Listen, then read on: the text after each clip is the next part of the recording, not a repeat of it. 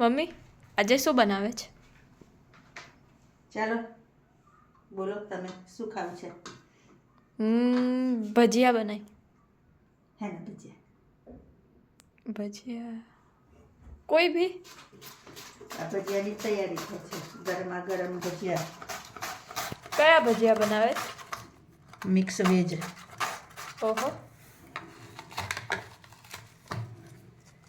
જો આવી રીતે બતાવું તને શું શું લીધું છે એવું, બરાબર? હો.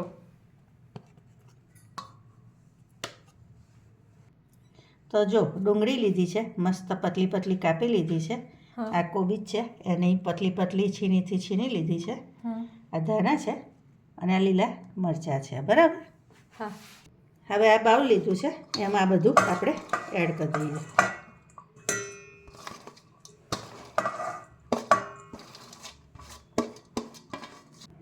હવે આ આદુની પેસ્ટ છે એ આપણે એડ કરીશું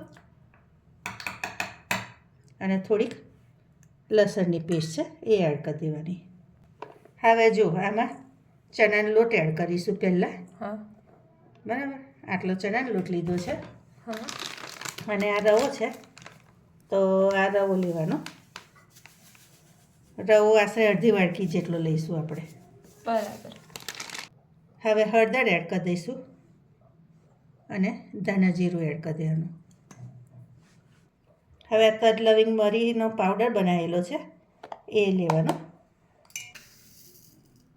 હવે જો આ ખાંડ છે એ પણ આપણે 1 ચમચી અંદર એડ કરી દેવાની, બરાબર? મીઠું એડ કરી દેવાનું ટેસ્ટ પ્રમાણે.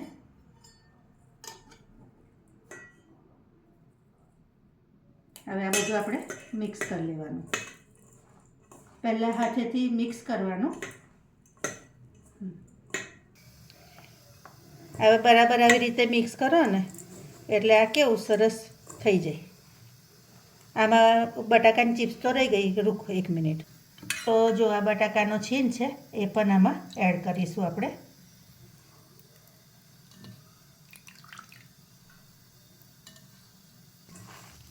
હવે આપણે આને લોટ બાંધી દેવાનો.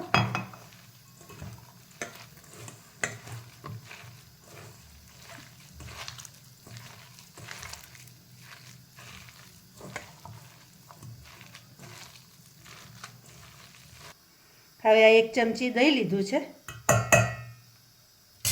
અને એની અંદર થોડોક આટલો જ આપણે સોડા એડ કરી દેવાનો અને બરાબર હલાવી લેવાનું.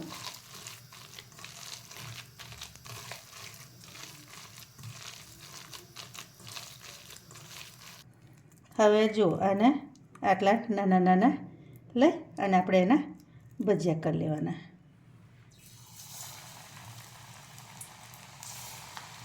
એના બહુ મોટા પકોડા નહીં કરવાના, નાના નાના આવી રીતે થોડાક થોડાક કરી લેવાના.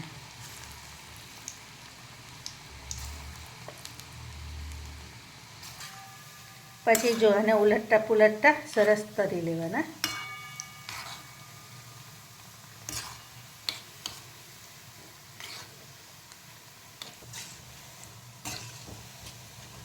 તો જો ફ્રેન્ડ્સ આટલા થાય એટલે આપણે એને લઈ લેવાના. તો જો ફ્રેન્ડ્સ મસ્ત મજાના આપણા ભજીયા રેડી છે. તો એક તોડીને બતાવું તો તમે જુઓ સરસ મસ્ત થાય છે. ચાલો તો ગરમા ગરમ પકોડા ખાવા આવી જાઓ. નવી રેસીપી સાથે ફરી મળીશું. Thank you.